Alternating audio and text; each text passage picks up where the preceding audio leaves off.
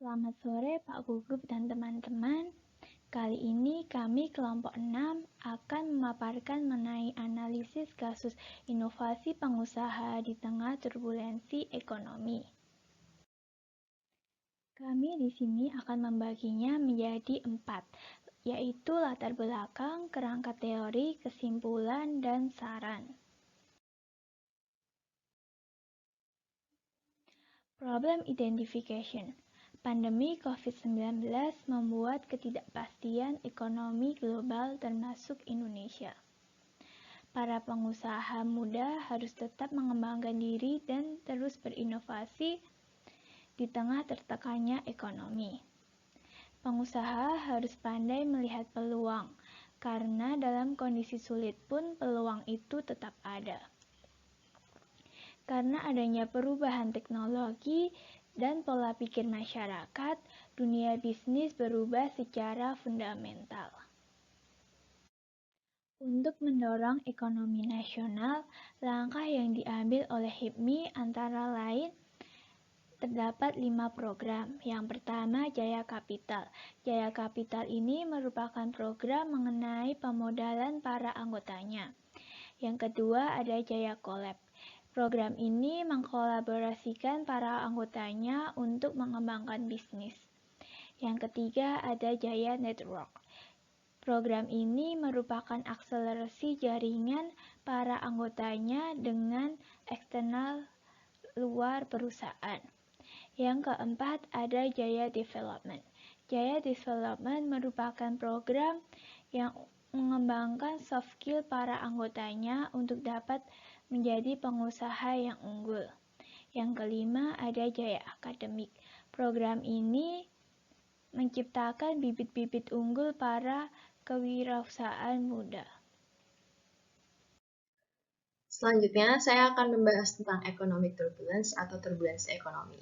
Turbulensi ekonomi adalah periode penurunan ekonomi yang ditandai dengan volatilitas, ketidakpastian dan perubahan, rem struktural dan fase pergeseran. Perubahan terjadi dengan cepat dan arah perubahan ekonomi tidak begitu jelas.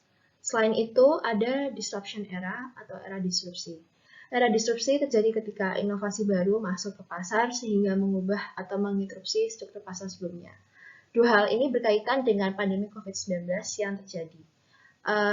Seperti yang kita ketahui, ekonomi dunia dan ekonomi Indonesia sekarang sedang diambang ketidakpastian. Sehabis kita mengalami perang dagang antara US dan China, kita harus dihadapkan dengan wabah COVID-19 yang tentunya membawa turbulensi ekonomi. Sebagai pengusaha, kita harus berinovasi dan mempunyai desire atau keinginan untuk mencari peluang dan belajar lebih lagi. Terlebih saat ini juga karena kita sedang berada dalam era disrupsi yang memaksa kita untuk berinovasi dan mengembangkan kemampuan kita lebih jauh. Semisal yang marak sekarang adalah digitalisasi yang berawal dari luring berubah menjadi daring atau keduanya. Perusahaan harus lebih tanggap lagi dalam menggait konsumennya agar perusahaan tersebut bisa survive dalam keadaan pandemi COVID-19. Lalu, apa itu manajemen operasi? Manajemen operasi adalah serangkaian kegiatan yang mengacu pada aktivitas yang terlibat dalam memproduksi barang dan jasa melalui proses perubahan. Dalam masyarakat modern, banyak hal yang kita butuhkan atau inginkan, mulai dari perawatan kesehatan sampai makanan cepat saji dihasilkan oleh layanan operasi. Sebagai aturan, pengelola di bidang jasa lebih memperhatikan unsur manusia dalam menggunakan operasi, karena sukses atau kegagalan seringkali bergantung pada kontak penyedia pelanggan. Meskipun kita tidak menyadari, sebagai pelanggan kita juga selalu terlibat dalam kegiatan bisnis yang menyediakan barang dan jasa. Contohnya saat kita bangun tidur dengan mendengarkan radio favorit kita, lalu saat kita menggunakan layanan transportasi online untuk menuju kuliah, dan mengirim SMS. Pengemudi ojek online, penyedia pesan, dan penyiar radio pagi semua bekerja dalam operasi layanan. Mereka menyediakan produk layanan yang tidak berwujud dan berwujud, seperti contoh hiburan, transportasi, pendidikan, dan lain-lain. Creating value through operation. Di sini manajer operasi menyusun rencana untuk mengubah sumber daya menjadi produk. Seperti yang telah dipaparkan pada gambar ini, manajer operasi melakukan hal-hal seperti yang pertama, menggabungkan input-input sumber daya seperti pengetahuan, peralatan, bahan baku. Kemudian, menggunakan fasilitas produksi agar dapat diproduksi secara efisien. Yang ketiga, menghasilkan output yang sesuai dengan keinginan para pelanggannya. Pandemi COVID-19 ini menuntut para manajer operasi untuk dapat mengembangkan diri sehingga dapat melaksanakan produksi dengan efektif dan efisien. Selanjutnya ada perbedaan operasi manufaktur, jasa, dan barang. Ada 4 aspek yang menyebabkan operasi jasa lebih rumit daripada produksi barang sederhana. Yang pertama, interaksi with customer atau interaksi dengan pelanggan. Operasi manufaktur lebih menekankan pada hasil barang fisik. Tetapi produksi dari operasi jasa adalah kombinasi barang dan jasa itu sendiri. Yang kedua, service can be intangible and unstoreable. Intangible atau tidak berwujud. Layanan tidak bisa diraba, disentuh, ataupun dicium. Sehingga kepuasan dinilai dengan kesenangan para konsumennya. Tidak unstoreable atau tidak bisa disimpan. Layanan tidak dapat dihasilkan sebelum waktunya atau disimpan untuk beberapa saat. Yang ketiga ada customer present in the operation process, yaitu atau kehadiran pelanggan dalam proses produksi. Operasi layanan mengubah pelanggan untuk sering hadir dalam proses produksi itu sendiri. Yang keempat ada intangible count for service quality. Layanan mencakup benda tak berwujud, bukan hanya benda fisik saja. Sehingga kualitas kerja dan kualitas layanan sangat diperhatikan walaupun keduanya itu berbeda. Selanjutnya ada operation process atau proses operasi, merupakan sekumpulan metode atau teknologi yang digunakan untuk menghasilkan barang dan jasa. Proses produksi barang dibagi menjadi 2, yaitu make to order dan make to stock. Make to order adalah barang yang diproduksi sesuai pesanan khusus pelanggannya. Make to stock adalah barang yang diproduksi sesuai standar produsen pada umumnya. Proses produksi layanan dibagi menjadi 2, yaitu sistem kontak rendah dan sistem kontak tinggi. Sistem kontak rendah yaitu pelanggan tidak berhubungan langsung dengan penyedia layanan. Sistem kontak tinggi yaitu pelanggan harus menjadi bagian dari sistemnya. Pandemi COVID-19 ini membuat proses produksi layanan menjadi sistem kontak rendah karena adanya pembatasan sosial sehingga antara konsumen dan produsen tidak berhubungan langsung atau dapat melalui sistem online. Pada kesempatan kali ini, saya akan menjelaskan mengenai business strategy as the driver of operation. Di dalam menjalankan proses produksi, baik barang maupun jasa, antara perusahaan yang satu dengan yang lainnya, memiliki kemampuan operasi yang berbeda tergantung dengan tujuan yang ingin dicapai oleh perusahaan tersebut. Perusahaan harus mampu mengadopsi jenis produksi yang tepat untuk mencapai strategi bisnis perusahaan dengan cara yang seefisien mungkin. Selanjutnya, mengenai business strategy determines operation capabilities, di mana strategi bisnis menentukan kemampuan operasi perusahaan. Dalam artian, seorang manajer harus mampu menyesuaikan operasi dan produksi untuk mendukung target pasar perusahaan dan strategi bisnis yang dijalankan. Setiap perusahaan menggunakan strategi bisnis yang berbeda antara satu dengan yang lainnya, sehingga operasi yang dilaksanakan pun memiliki perbedaan. Kemampuan operasi yang menjadi prioritas perusahaan ditujukan untuk mengungguli persaingan bisnis yang ada. Kemampuan operasi setiap perusahaan disesuaikan dengan strategi bisnisnya, sehingga aktivitas dalam perusahaan tersebut pun dapat fokus ke arah tertentu. Terdapat strategi bisnis yang dapat diterapkan perusahaan dan dapat diimplementasikan dalam operasi perusahaan. Yang pertama dari segi quality atau kualitas, di mana dalam persaingan bisnisnya, perusahaan memprioritaskan kualitas produk yang dihasilkan untuk menjaga kepuasan konsumen. Dapat dilakukan dengan yang pertama memakai bahan baku yang memiliki standar kualitas tinggi. Bagi perusahaan manufaktur, bahan baku merupakan salah satu input yang mutlak dibutuhkan. Untuk memperoleh bahan baku dengan kualitas tinggi, maka perusahaan harus selektif dalam memilih supplier dengan mempertimbangkan kriteria finansial dan non-finansialnya. Yang kedua, dengan menerapkan lean manufacturing. Lean manufacturing sendiri adalah strategi yang dirancang untuk mencapai siklus produksi manufaktur yang sesingkat mungkin. Dapat dilakukan dengan mengurangi persediaan yang berpotensi terbuang atau tidak terpakai. Strategi ini digunakan agar perusahaan dapat menekan biaya produksi tanpa mengurangi kualitas atau mutu dari produk yang dihasilkan. Yang ketiga, dengan menggunakan peralatan produksi yang dapat menunjang kualitas produk secara konsisten, sekaligus dengan selalu memperhatikan metode produksi yang digunakan dalam mempertahankan mutu produk. Terus yang keempat, dengan memperkerjakan SDM yang ahli dalam perbaikan berkelanjutan untuk mempertahankan bahkan meningkatkan kualitas barang atau jasa yang dihasilkan. Dapat dilakukan dengan melakukan evaluasi produk secara berkala. Selanjutnya, ada perusahaan yang menerapkan low cost atau menawarkan produknya dengan harga yang lebih murah di pasaran. Biasanya mereka menjual produknya dalam skala yang besar. Dan dalam operasinya, mereka akan menghindari pengeluaran operasional yang berlebihan dan inventaris yang mahal. Untuk menghindari pengeluaran yang berlebihan, perusahaan dapat membuat anggaran operasional yang realistis. Sebaiknya perusahaan menghindari untuk merekrut SDM sebelum diperlukan, membeli peralatan baru sebelum bisnis yang dikelola dapat mendukungnya, atau menghabiskan terlalu banyak biaya untuk pemasaran sebelum tahu metode pemasaran apa yang menghasilkan feedback yang paling baik. Dan yang kedua, dengan membatasi keanekaragaman produk, di mana hanya memilih untuk melakukan stok ulang terhadap produk yang berbiaya sedikit dan meminimalkan jumlah persediaan yang ada. Yang ketiga, dengan meminimalkan biaya konstruksi dan pemeliharaan dengan mendirikan tempat atau unit bangunan yang lebih kecil dalam memasarkan produk atau jasa. Dan yang terakhir, dengan mengurangi biaya tenaga kerja dan penyimpanan.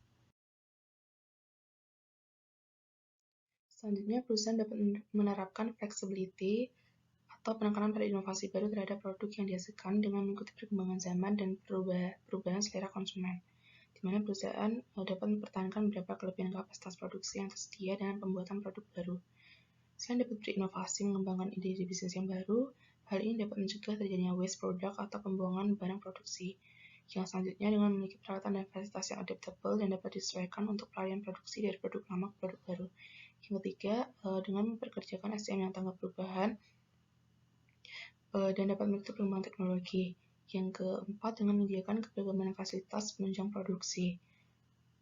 Dan yang terakhir, dari segi dependability, di mana perusahaan menargetkan diri pada pemenuhan kebutuhan yang menjadi ketergantungan banyak orang. Dalam operasinya, perusahaan dituntut untuk mampu memilih pangsa pasar yang potensial di mana banyak masyarakat atau konsumen bergantung pada sektor tersebut. Biasanya, perusahaan akan memilih pangsa pasar yang sekiranya ramai konsumen dalam jangka panjang. Kemudian, dengan memanfaatkan teknologi dan sistem informasi digital untuk efisiensi waktu. Teknologi terbaru atau canggih memungkinkan dihasilkannya berbagai mesin atau alat produksi yang lebih efisien dan efektif sehingga dapat menekan biaya dan waktu produksi. Dan yang ketiga, dengan mengatur proses distribusi barang dan jasa agar dapat dinikmati konsumen tepat waktu. Karena banyak masyarakat yang bergantung pada produk tersebut, maka biasanya akan didistribusikan dalam skala besar. Oleh sebab itu, diperlukan monitoring yang baik yang dapat mengawasi siklus distribusi untuk produk yang dihasilkan. Yang terakhir, dengan memperluas pusat produksi dan distribusi di berbagai daerah.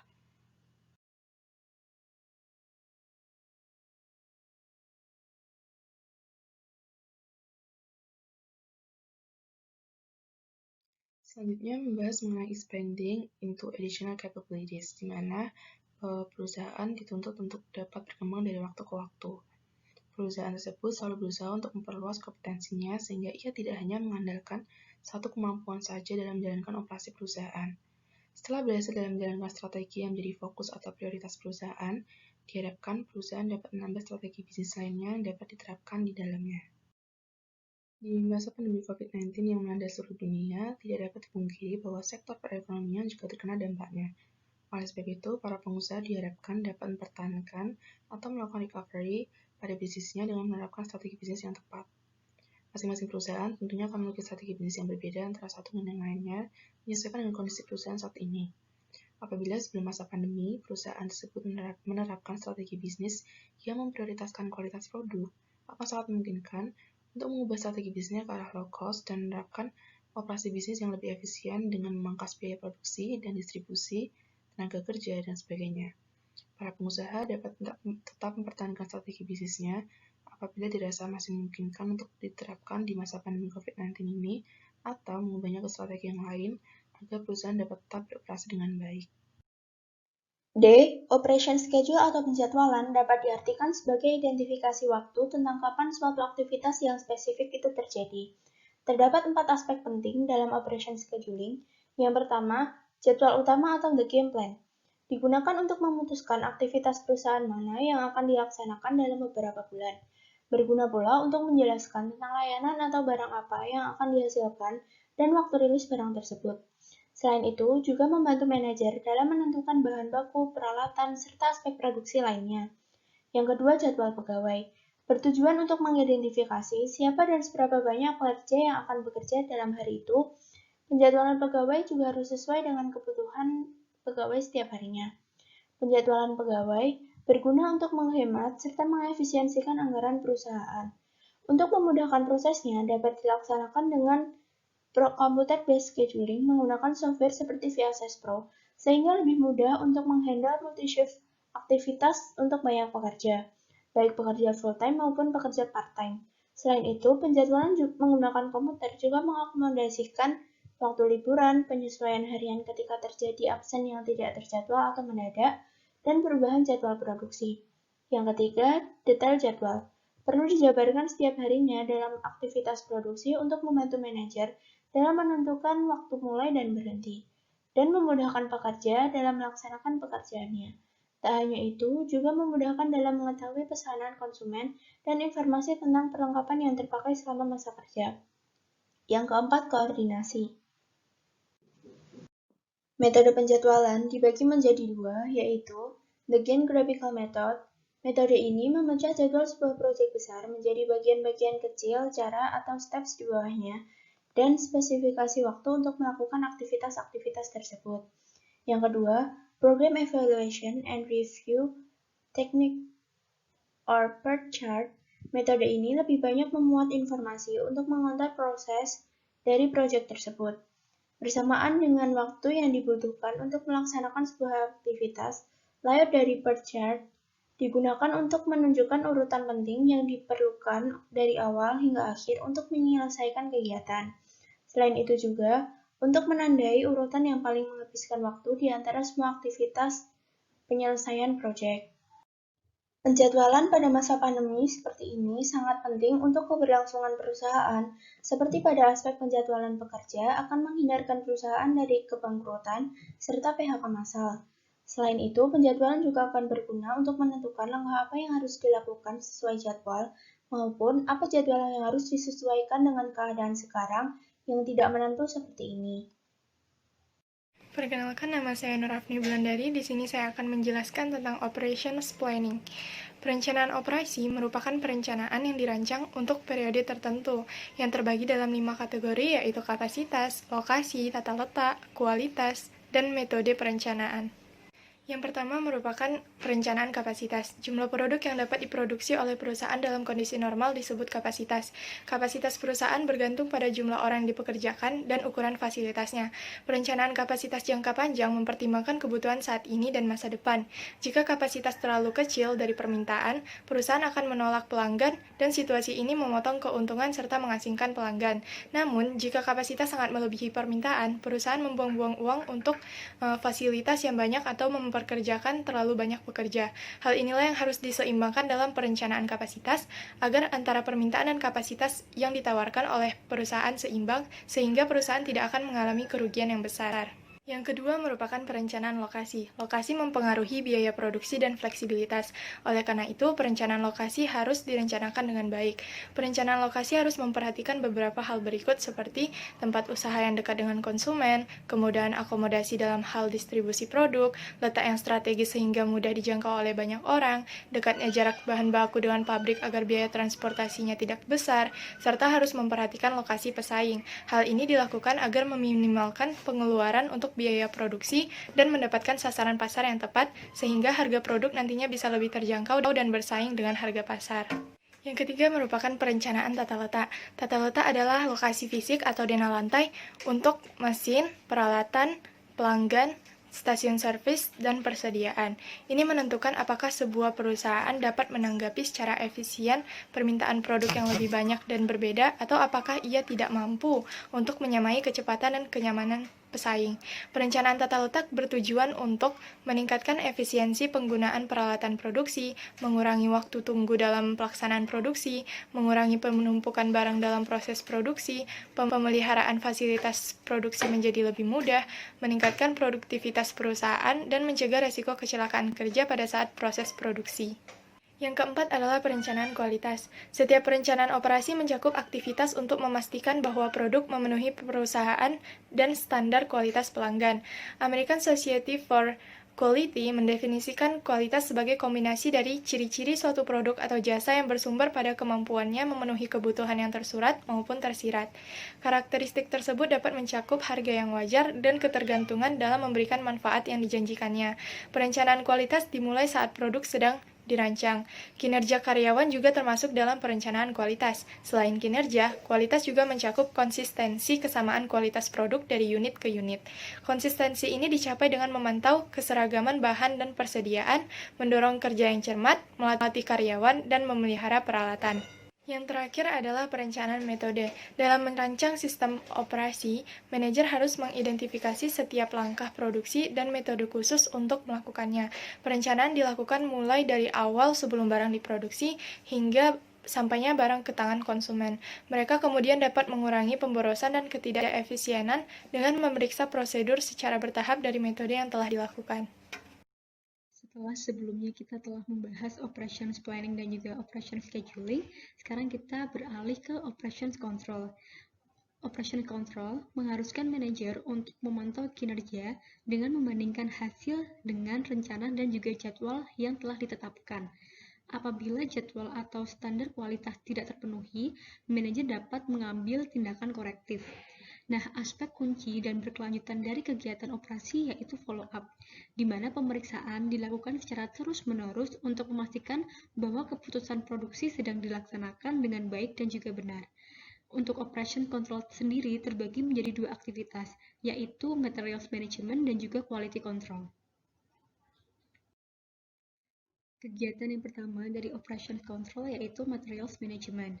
Materials management merupakan suatu proses yang dilakukan oleh manajer dalam merencanakan, mengatur, dan juga mengontrol aliran bahan baku dari supplier hingga menjadi barang jadi. Untuk materials management sendiri terbagi menjadi 5 area kegiatan, yaitu supplier selection, purchasing, transportation, warehousing, dan juga inventory control. Yang pertama, kegiatan materials management yang pertama yaitu supplier selection, merupakan proses yang dilakukan oleh manajer dalam menemukan dan memilih supplier bahan baku, termasuk mengevaluasi supplier potensial, menegosiasikan persyaratan layanan, hingga memelihara hubungan antara seller dan buyer secara positif. Kegiatan yang kedua yaitu purchasing. Jadi di purchasing ini manajer akan melakukan pembelian dan juga transaksi pembayaran untuk semua bahan baku yang dibutuhkan perusahaan dalam proses produksi. Sebagian besar perusahaan memiliki suatu departemen, misal purchasing department, untuk melakukan proses purchasing ini. Yang ketiga yaitu transportation. Transportation merupakan suatu proses yang mencakup sarana pengangkutan sumber bahan baku hingga dari produsen hingga mengalirkan bahan jadi ke konsumen. Selanjutnya ada warehousing. Warehousing ini merupakan penyimpanan bahan baku untuk proses produksi, juga merupakan penyimpanan bahan yang sudah jadi sebelum disalurkan ke konsumen.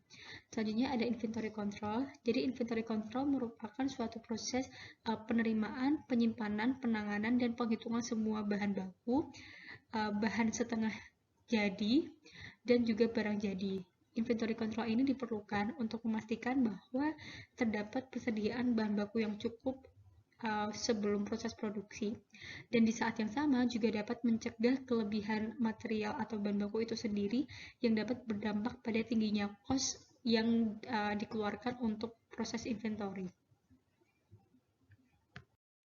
Selain management controls, kegiatan operation controls yang lain yaitu quality control, yang diartikan sebagai aktivitas untuk memastikan bahwa kegiatan operasi perusahaan yang menghasilkan barang atau layanan telah memenuhi standar kualitas yang sudah ditentukan. Lalu bagaimana implikasi antara operations control dengan kondisi perusahaan di tengah pandemi COVID-19 saat ini? Nah, pengusaha seharusnya dapat terus menjaga kualitas produk atau layanannya melalui operations control. Dengan memonitor kegiatan operasi yang ditentukan dengan standar yang diberlakukan berdasarkan kapasitas perusahaan dan juga demand konsumen, maka kesalahan dapat dideteksi dan koreksi pun dapat dilakukan. Terjaganya kualitas dari operations control akan memastikan bahwa produk dan layanan yang diproduksi oleh perusahaan tetap sama, baik sebelum maupun setelah pandemi. Dengan demikian, loyalitas konsumen akan terus terjaga. Halo, perkenalkan, nama saya Matusun Azahra dan pada kesempatan kali ini saya akan membahas mengenai hubungan antara kualitas dan produktivitas. Apa itu produktivitas? Produktivitas adalah ukuran kinerja perekonomian, di mana produktivitas dapat dihitung dengan membandingkan jumlah output yang dihasilkan dengan input yang digunakan selama berproduksi. Dengan kata lain, dengan tingkat input yang sama, apabila semakin banyak output yang dihasilkan, maka semakin tinggi pula produktivitasnya. Produktivitas tenaga kerja dapat dihitung dengan membagi antara GDP selama 1 tahun dibagi dengan jumlah jam kerja karyawan selama 1 tahun. Produktivitas erat kaitannya dengan kuantitas dan kualitas. Tidak hanya mengenai seberapa besar kuantitas barang yang dapat dihasilkan, namun perusahaan juga perlu memperhatikan kualitas barang yang ia produksi. Karena kualitas barang akan menentukan besarnya barang yang diminta oleh konsumen. Jika kualitasnya barang bagus, otomatis konsumen akan mendapatkan kepuasan, sehingga permintaan terhadap barang pun akan meningkat. Yang kedua adalah Total Quality Management atau TQM. Nah, apa sih TQM itu? TQM adalah aktivitas yang ditujukan untuk memproduksi barang berkualitas tinggi agar bisa dijual di pasaran. TQM ini harus memperhatikan beberapa aspek, mulai dari aspek pemasukan bahan baku, proses produksi, pelanggan, dan tenaga kerja.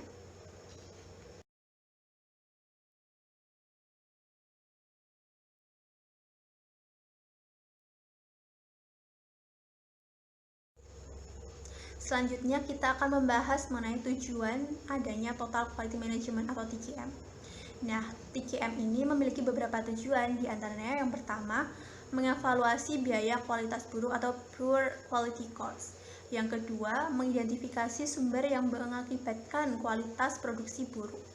Yang ketiga, yaitu memberikan koreksi serta tanggung jawab untuk menyelesaikan masalah yang berkaitan dengan kualitas produk dan kepuasan konsumen. Nah, pada pembahasan kali ini kita juga mengenal istilah quality ownership, yaitu kualitas yang dibebankan kepada setiap orang yang memegang kendali dalam proses produksi agar mencapai kualitas sesuai standar yang ditentukan oleh perusahaan. Selanjutnya kita akan membahas mengenai strategi untuk meningkatkan kualitas produksi.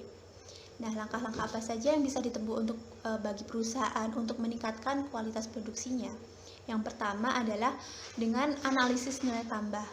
Analisis nilai tambah mengacu pada proses evaluasi terhadap seluruh kegiatan produksi dari mulai aliran bahan dan kelengkapan dokumen perusahaan yang mampu memberikan nilai tambah untuk produk yang dihasilkan.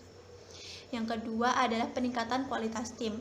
Peningkatan kualitas tim dapat berupa peningkatan kemampuan kerjasama, manajerial, dan leadership yang sangat dibutuhkan untuk mencapai efisiensi kerja. Yang ketiga adalah melakukan pendekatan kepada konsumen. Nah, pendekatan kepada konsumen ini sangat penting untuk dilakukan karena untuk mengetahui tingkat kepuasan konsumen terhadap produk yang dipasarkan. Selain itu, pendekatan konsumen ini juga bermanfaat untuk mengetahui selera pasar dan daya beli konsumen terhadap produk tersebut. Yang keempat adalah rekayasa ulang proses bisnis. Rekayasa ulang proses bisnis ini meliputi pembaruan dalam sistem produksi, sistem pemasaran, sistem pelayanan yang dapat memberikan nilai tambah untuk setiap produk yang dihasilkan. Dapat berupa peningkatan kualitas barang, peningkatan kualitas pelayanan, dan peningkatan kepuasan konsumen. Yang kelima adalah sertifikasi perusahaan dalam bentuk sertifikat ISO. Sertifikasi perusahaan adalah proses standarisasi secara sah bahwa perusahaan tersebut telah memenuhi komponen-komponen yang telah disepakati oleh International Organization for Standardization atau ISO. Lalu sekarang kita masuk ke poin H, yaitu adding value through supply chain. Di sini supply chain adalah rantai pasokan atau rantai nilai, yang berarti aliran informasi, bahan, dan layanan yang dimulai dengan pemasok bahan mentah dan terus menambah nilai melalui tahapan lain dalam jaringan perusahaan hingga produk mencapai pelanggan akhir. Singkatnya di sini adalah proses perusahaan dari awal hingga akhir hingga suatu produk tersebut dapat jatuh ke tangan konsumer. Seperti yang bisa kita lihat di sini ada the supply chain strategy yang awalnya dari farmer, lalu beralih ke co-op grain storage, ke flour miller, baking company, distributor, grocery stores, dan akhirnya sampai ke tangan konsumer. Begitu. Lalu selanjutnya ada supply chain management atau SCM. Di sini SCM melihat rantai secara keseluruhan untuk meningkatkan aliran melalui sistem yang terdiri dari perusahaan yang bekerja sama. Jadi supply chain di sini lebih meninjau ke arah manajemennya sendiri, di mana perusahaan tersebut pastinya bekerja sama dengan perusahaan lainnya. Lalu yang kedua ada re-engineering supply chains for better results. Perbaikan proses dan rekayasa ulang sering diterapkan dalam rantai pasokan untuk menurunkan biaya, mempercepat layanan, dan mengkoordinasikan arus informasi dan material. Jadi suatu perusahaan tersebut harus selalu mengupgrade kemampuan perusahaannya agar suatu produk atau kualitas barang perusahaan tersebut bisa lebih baik lagi, serta layanan dan koordinasi arus informasi dan material bisa lebih cepat dan efektif untuk sampai ke konsumen. Lalu ada outsourcing dan global supply chain. Di sini outsourcing adalah strategi membayar pemasok dan distributor untuk melakukan proses bisnis tertentu atau untuk menyediakan bahan atau layanan yang dibutuhkan. Seperti yang kita ketahui, perusahaan tersebut tidak bisa semata-mata mengurus semua kegiatan perusahaan itu sendiri. Pastinya perusahaan tersebut bekerja sama dengan pihak lain untuk semisal dalam hal distribusi barangnya atau dalam keperluan bahan baku, pastilah mereka mengambil dari perusahaan lain dan tidak semata-mata menggunakan dan mengerjakan semuanya sendiri. Dengan begitu, suatu kegiatan perusahaan dapat efektif dan efisien untuk dijalankan. Lalu apa yang bisa kita kaitkan dengan pandemi COVID-19 dengan poin adding value through supply? Yang pertama, kita bisa meningkatkan pendapatan, yaitu dengan cara memberi potongan harga, setidaknya untuk menutup biaya produksi. Yang kedua, kita bisa mencari pasar baru atau kita bisa melakukan digitalisasi yang marak terjadi sekarang. Misalnya dari luring berubah menjadi daring atau mungkin bisa memakai keduanya. Lalu, kita juga bisa mengurangi pengeluaran dengan cara mencari bahan baku lebih murah atau lokal. Yang semisal kita mencari bahan bakunya mungkin sampai impor ke luar negeri, kita bisa menelisik lagi bahan baku lokal yang ada di Indonesia itu sendiri, karena pastinya bahan baku lokal itu lebih murah. Lalu yang kedua, kita bisa mengurangi tenaga kerja.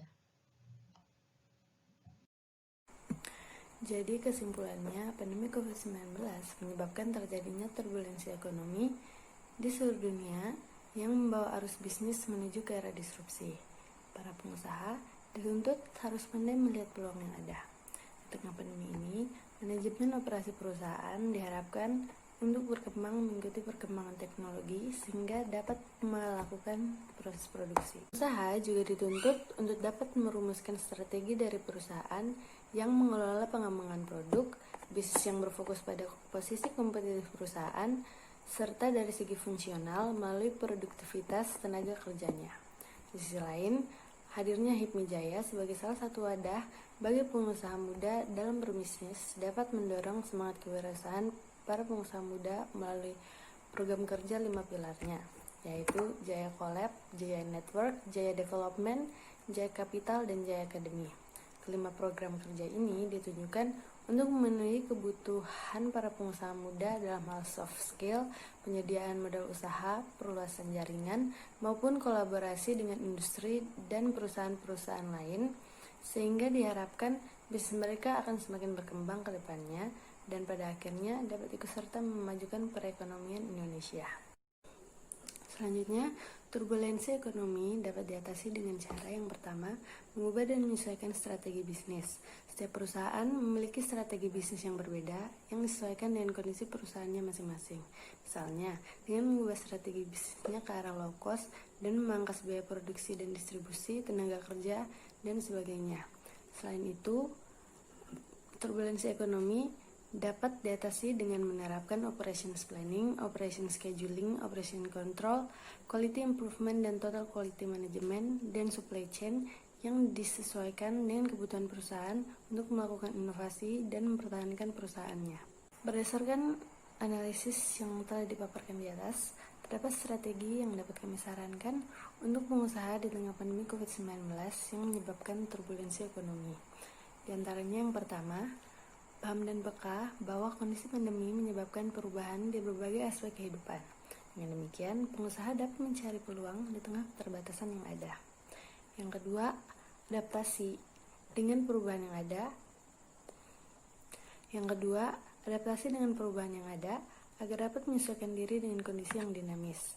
Yang ketiga, mitigasi risiko untuk mempersiapkan kemungkinan buruk yang mungkin terjadi, lengkap beserta rencana jangka pendek dan jangka panjang.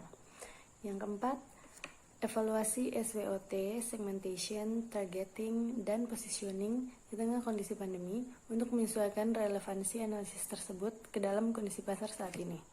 Yang kelima, apabila cost yang harus ditanggung oleh pengusaha jauh lebih besar dari income yang didapatkan, maka pengusaha perlu melakukan downsizing untuk menghemat pengeluaran serta menunjang efisiensi dan efektivitas operasional perusahaan.